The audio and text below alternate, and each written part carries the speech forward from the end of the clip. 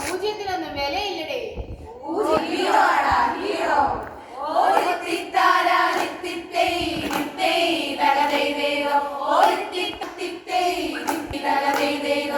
കൂട്ടലും കുറയ്ക്കലും ഗുണിക്കലും ഇല്ലാതെയൊന്നും നമുക്ക് സാധ്യമല്ലല്ലോ.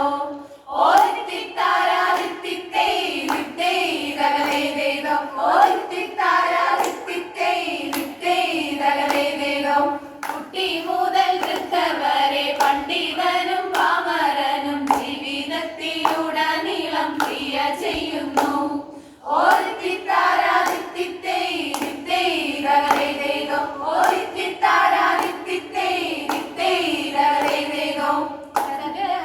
ത്രികോണവും കോണം കോളവും തുടങ്ങി നിരവധി ജാമിനി രൂപങ്ങളുടെ പേരെ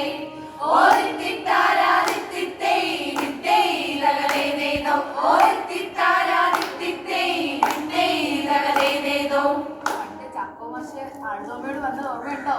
ഭൂഗോളത്തിന്റെ സ്പന്ദനം അത് കണക്കിലാണ്.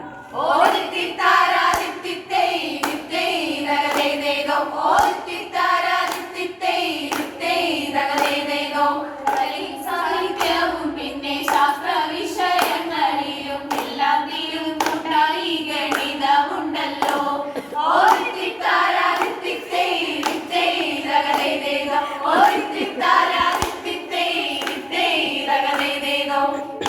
ചൂടും തീവ്രതകൾ കണക്കാക്കാൻ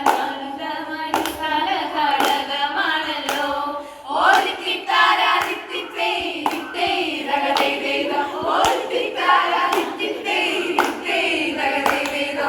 എന്തിനേറെ പറയുന്നു, ചിട്ടയായ ജീവിതത്തിൽ പ്രധാന ഘടകം ഗണിതമാണല്ലോ.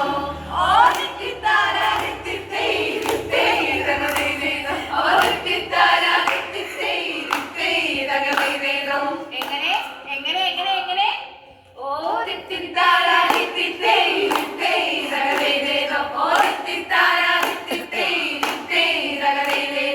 സംഖ്യകളുടെ വിന്യാസത്തിൽ പായും സൂചിക്കുട്ടന്മാരിൽ ഒരാൾ നിന്ന ദിനചര്യ താളം തെറ്റുമല്ലോ.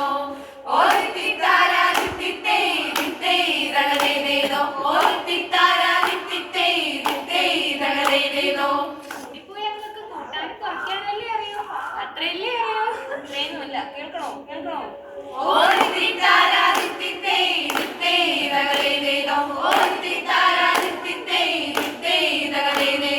ബാങ്കിൽ പോയാൽ പലിശയും കടയിൽ പോയാൽ ഡിസ്കൗണ്ടുകളും കണക്കാക്കാൻ അറിഞ്ഞില്ലേ മുട്ടൻ പണി കിട്ടും.